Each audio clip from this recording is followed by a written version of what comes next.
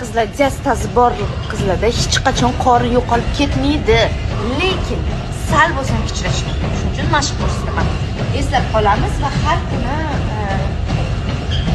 ertalab och qoringa qilsanglar вообще идеально. Hozir mana shunaqa qornimizni tortmaymiz.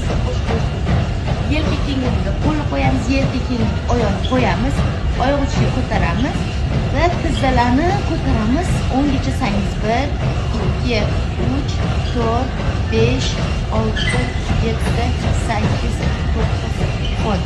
Va mana shu podxod bilan har kuni qilsangiz, haqiqatdan ko'rsanglar вообще chiqib qoluvdi. Endi sal bo'lsa keladi. Va albatta to'g'ri ovqatlanish. Darslarimda bu narsalarga judayam katta urg'u berib aytib o'taman. Chunki men uchun faqatgina tashqi ko'rinish emas, o'zimizning holatimiz